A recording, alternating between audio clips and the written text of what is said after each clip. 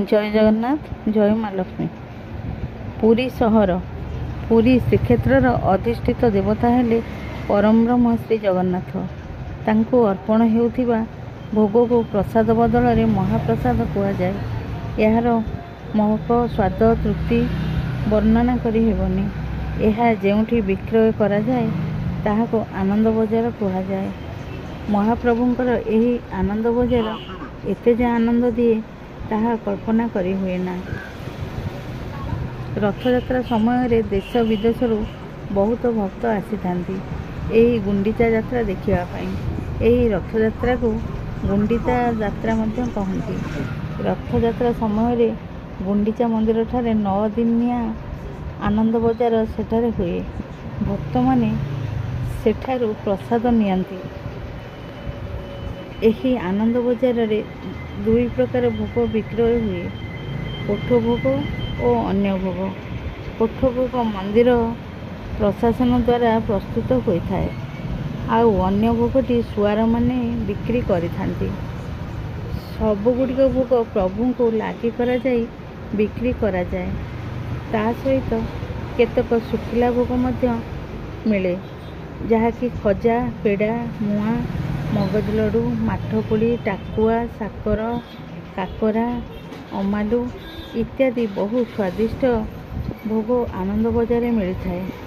भक्तटीए जदि आनंद बजार भितर बसी अभड़ा बा महाप्रसाद टिके पाए तार शतजन्मर कलुष कालीमा धोई हो जाए।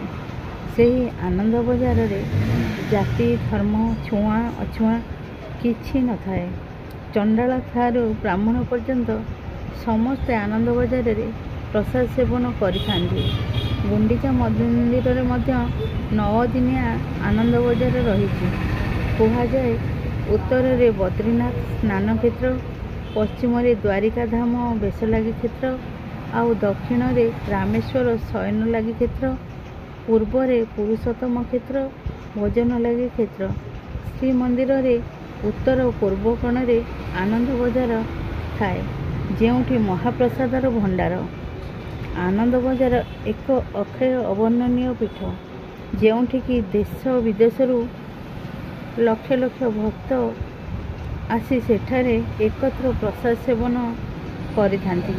पुरी मंदिर भितरे थिबा महाप्रभुंकर एही आनंद बजार भक्त मानकु केते जे आनंद दिए केते जे तृप्ति दिए यार महिमा किए बा वर्णि पारिबो। प्रभुंकर एही अभड़ा बा महाप्रसादर प्रस्तुति सृष्टि रे विचित्र और विरल। यह पुरी श्रीमंदिर रे मिलिवा छड़ा अन्य केउठारे मिले ना। रंधनशालार मालिकाणी हेले माँ महालक्ष्मी।